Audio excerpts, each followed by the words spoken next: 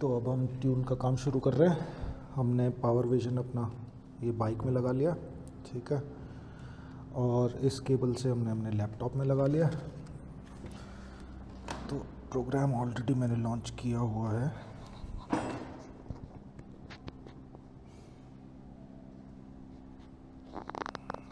ठीक है, तो अभी ये दिखा रहा है कि हमारा पावर विजन का सॉफ्टवेयर जो है वो अप टू डेट है। 2.2.01 वर्जन है, हमारा भी वही है। पीवी क्रिटिकल सिस्टम अपडेट भी हमारा लेटेस्ट वर्जन है। एक तो पावर विजन फर्मवेयर रिलीज़ हुआ है हमारा है 1570, इसके बाद एक रिलीज़ हो चुका है 1646। तो एक तो ये अपडेट करना है। फिर ट्यून डेटाबेस हमारा पुराना है अभी 946, जो डिवाइस में जो लोडेड है वो पुराना है अभी, उसको अभी लेटेस्ट वर्जन पे अपडेट कर देते हैं। तो सबसे पहले फर्मवेयर अपडेट करते हैं।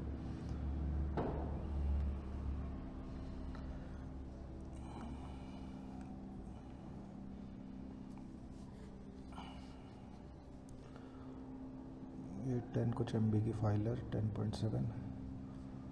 अब ये हमारे पावर विजन में इंस्टॉल हो रही है नई फर्मवेयर। तो अब हम डायनोजेट को गब्बर सिंह टैक्स अदा करने की पोजीशन पे पहुंच गए। तो अब हमें एक टोकन ख़रीदना होगा डायनोजेट की वेबसाइट से। मैं लॉगिन वगैरह करके, ठीक है, तो ये मेरा अकाउंट लॉगिन आ गया, ठीक है। इसमें मेरे पुराने ऑर्डर वगैरह भी हैं, जो भी ट्यून लाइसेंस हम ख़रीदते हैं वो यहाँ मिल जाएंगे। कई बार फाइल खो जाती है तो यहाँ से दोबारा डाउनलोड कर सकते हैं। जैसे कि ये मैंने ख़रीदा था 16 में, ये मैंने अपनी स्पोर्ट्सटर के लिए ख़रीदा था ट्यून लाइसेंस 2016 में, जब मैंने स्पोर्ट्सटर पे टर्बो किया था। तो अब हमें एक नया ट्यून लाइसेंस ख़रीदना है, ठीक है। कहाँ है tune licence? Buy new licence, okay.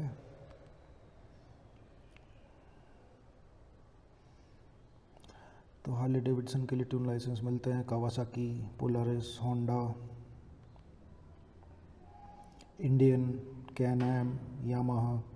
हमें तो हार्ले डेविडसन का चाहिए। $219 देने हैं भाई ने, $219 वन, एक ही ख़रीदना है बस हमें, ठीक है। ये शॉपिंग हो गई वर्चुअल, जिसमें कुछ मिलेगा नहीं, बस एक फाइल मिल जाएगी। चेकआउट कर देते हैं। चेकआउट, ये फाइल मिलने के बाद मैं अपने पावर विजन को इस बाइक में ट्यूनिंग के लिए यूज़ कर पाऊँगा। अब मैंने लाइसेंस ख़रीद लिया है, तो अब मैं देखता हूँ कि अब मैं ट्यून कर पा रहा हूँ या अभी नहीं। मैरिड टू दिस बाइक, ठीक है, हो गया। Married to this bike via licence this used marriage हो गई है। तो इसकी जो स्टॉक जो कंपनी ने ट्यून दी थी वो सेव कर लेते हैं कहीं। Yes, read easy. तो इसको रीड करके एक बार ये पूरी इसकी एक इमेज अपने लैपटॉप में सेव कर लेंगे और कहीं क्लाउड पे भी सेव कर देंगे, कभी फ्यूचर में ओरिजिनल ट्यून वगैरह रिस्टोर करनी पड़े। ये ज़्यादातर उनको ज़रूरत पड़ती है जिनको वारंटी वगैरह में होती है।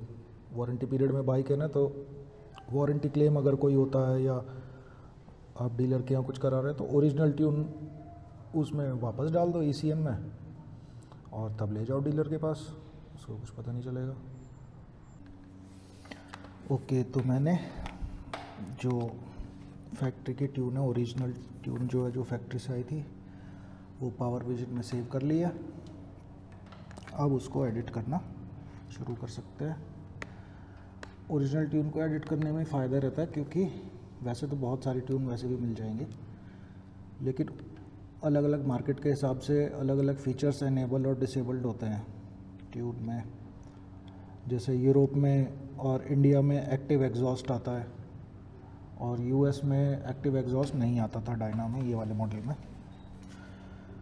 और पॉल्यूशन कंट्रोल के कुछ स्ट्रेटजी अलग होती हैं सब ट्यून में। तो जो ओरिजिनल ट्यून है उसी को एडिट करेंगे तो उस समय फ़ायदा ये रहेगा कि सारे के सारे फीचर जो यहाँ एक्टिव थे वो एक्टिव ही रहेंगे, मतलब हम चाहें तो डिसेबल कर सकते हैं।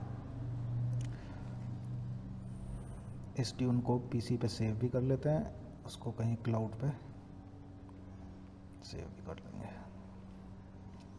तो कॉपी ऑफ करंट ट्यून, इसको ओपन करते हैं।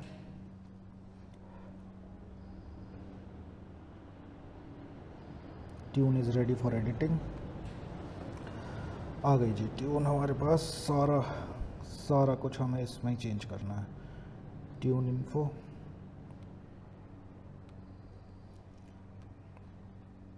डिस्क्रिप्शन में देखते हैं 2013 डायना फैट बॉब, ये ECU नंबर वगैरह। ठीक है, ये सब हमें चेंज नहीं करना, ये एडिटेबल हैं भी नहीं वैसे भी।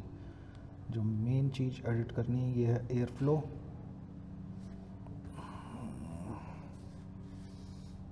एयर फ्लो में देखो कितने सारे टेबल हैं। अब एक्टिव एग्जॉस्ट में क्या होता है, एग्जॉस्ट में एक वॉल लगी हुई है, मैं दिखा देता हूँ।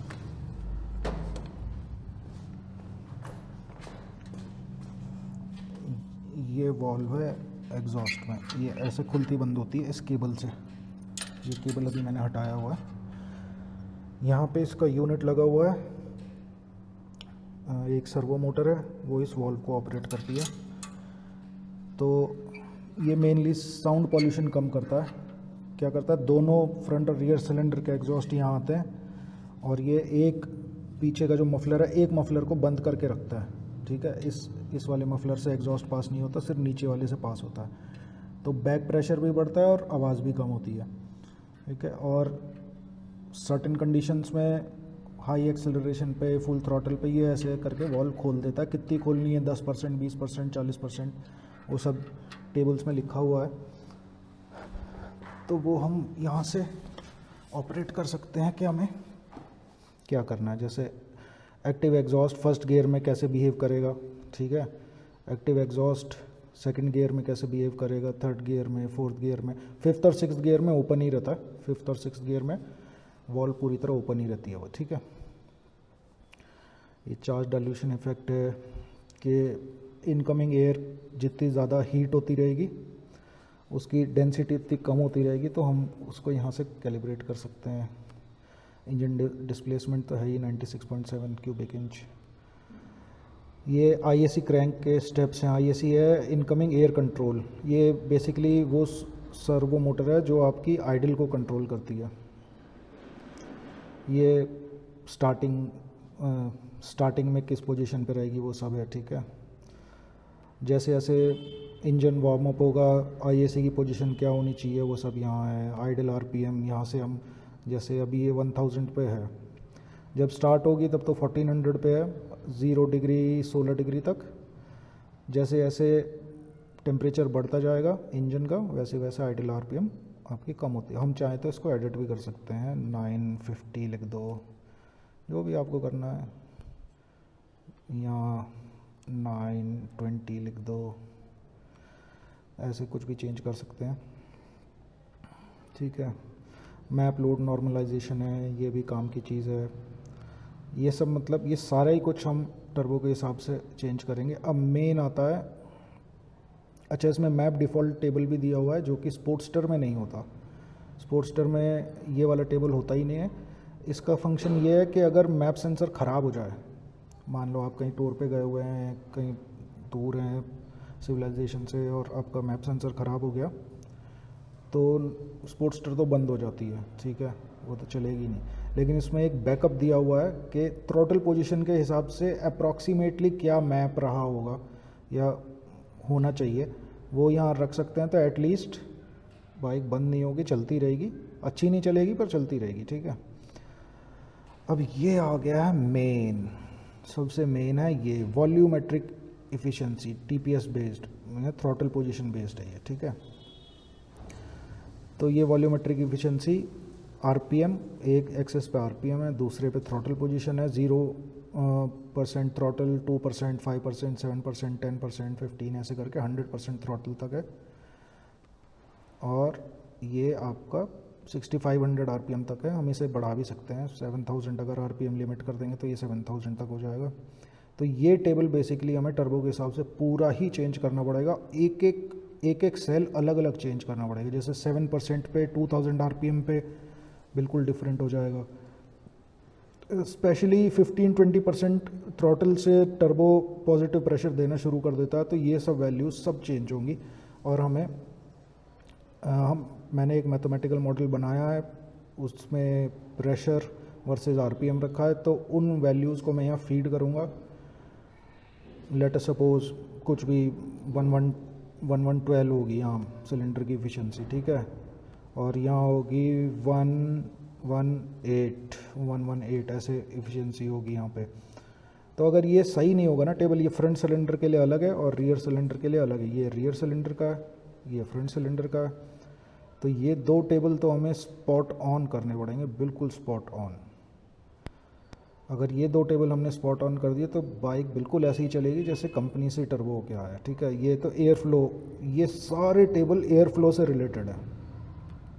इंजन में कितना, ये एयर फ्लो वाला सेक्शन है, ये सारे के सारे टेबल एयर फ्लो कैलिब्रेट करते हैं इंजन में, जिनमें से मैप यानी मैनिफोल्ड एब्सोल्यूट प्रेशर और VE, ये 2-3 टेबल सबसे ज़्यादा इंपॉर्टेंट है। बाकी आइडल तो आप जैसी चाहे रख लो, बहुत ज़्यादा कम नहीं रखनी चाहिए। जैसे मैंने यहाँ 950 रख दिया, मैं फिज़िकली एक्चुअली चलाऊंगा नहीं अभी, तो मैं खाली दिखाने के लिए आपको बता रहा था। जितनी कम आइडल होगी उतना कम ऑयल प्रेशर भी होगा, क्योंकि ऑयल पम्प भी तो इंजन के रोटेशन से ही घूम रहा है। अगर ऑयल फ्लो कम हो गया तो काफ़ी चीज़ें डैमेज हो सकती हैं, ठीक है। ये तो एयर फ्लो हो गया, एयर फ्लो में उतने सारे टेबल हो गए। फिर एनवायरनमेंट में सारे सेंसर इसके जो एनवायरनमेंट को कैसे रिएक्ट करेंगे उससे, वो सब यहाँ अडेप्टिव कंट्रोल होता है। मतलब ECU अडेप्ट करता रहे आपके राइडिंग पैटर्न के हिसाब से, कंडीशंस के हिसाब से, वो मतलब सीखता रहे, एक तरह से मशीन लर्निंग करता रहे। फिर क्लोज लूप में आप क्लोज लूप चलाना चाहते हो या ओपन लूप चलाना चाहते हो, हम तो क्लोज लूप में ही चलाएंगे, हम तो मॉनिटर करेंगे। फिर EITMS मोड है, EITMS है extended idle temperature management system. तो जब कभी बहुत ज़्यादा देर के लिए बाइक आइडलिंग पे हो, जैसे कि ट्रैफिक जैम में या फिर परेड ड्यूटीज़ पे जाती हैं, ये US में तो हार्ले नेशनल डे परेड पे बहुत सारी हार्ले परेड ड्यूटी पे होते हैं, तो वो 2-3 घंटे या तो बहुत लो स्पीड में चलती हैं या एक ही जगह खड़ी रहती हैं। तो ये EITMS है extended idle temperature management system. तो बाइक का टेम्परेचर मैनेज करने के लिए ये अल्टरनेटिवली रियर सिलेंडर को शट ऑफ कर सकता है। इसमें काफ़ी सारी स्ट्रेटजी हैं। ये रियर सिलेंडर को शट डाउन भी कर सकता है कम्प्लीटली, या फिर पूरे सिलेंडर का, पूरे इंजन का एयर फ्यूल रेशियो को रिच कर सकता है वो मैनेज करने के लिए, टेम्परेचर मैनेज करने के लिए, ठीक है। वो सब भी करना पड़ेगा, पर इसमें हमें ज़्यादा काम नहीं है एनवायरनमेंट वाले में। फ्यूल में तो हमें काफ़ी सारा काम है, ठीक है। एक्सेलरेशन एनरिचमेंट, जब आप एक्सेलेटर एकदम से देते हैं तो थोड़ा सा एनरिच्ड वो होता है। एयर फ्यूल रेशियो ये बेसिक रेशियो है जो कंपनी से आया है, ठीक है। तो यहाँ जहाँ पे भी 14.7 लिखा है ना, 14.7 ही सिर्फ क्लोज लूप होता है। 14.7 और 14.6 जो क्लोज लूप जो सेंसर लगे हुए हैं, यहाँ पे दिया भी हुआ है कि गैस के लिए 14.7 है। E10 इथेनॉल मिक्स वाली जो गैसोलीन आती है उसके लिए 14.13 है, E85 के लिए 9.7 है, ऐसे अलग अलग दिया हुआ है। तो 14.6 और 14.7 जिन प्लेसेस पे लिखा हुआ है, मतलब यहाँ पे है मैनिफोल्ड एब्सोल्यूट प्रेशर, मैनिफोल्ड का प्रेशर क्या है, और ये है RPM। तो कंपनी भी सिर्फ इन ही जगह पे क्लोज लूप चलाती है बाइक को, बाकी सब जगह ये जितने भी आपको 13 वाले दिख रहे हैं ये सब ओपन लूप हैं। यहाँ पे क्लोज लूप फंक्शन नहीं करता, क्योंकि जो सेंसर O2 सेंसर जो लगे होते हैं वो इस वैल्यू को रीड ही नहीं कर सकते एक्चुअली, वो सिर्फ रीड कर सकते हैं 14.6 और 14.7। ठीक है, तो यहाँ से ये सब चेंज करेंगे। शुरू का तो बेसिकली वैसा ही रहने देंगे, जहाँ से टर्बो पॉजिटिव प्रेशर बनाएगा आरपीएम और मैप प्रेशर के हिसाब से वहाँ से चेंज करेंगे। हम तो उसको 13s में चलाएंगे ज़्यादातर जगह। मैक्सिमम मैप जो आपको ये बनने के बाद दिखेगा उसमें 14.6 और 7 काफ़ी कम होंगे, 13.5 13.7 ऐसे ऐसे होगा। ठीक है, ये सब यहाँ से चेंज कर सकते हैं। क्रैंकिंग जो स्टार्टिंग ट्रबल आता है कि जल्दी स्टार्ट नहीं होती, बहुत लंबा सेल्फ लेती है, वो सब यहाँ से सब चेंज कर सकते हैं।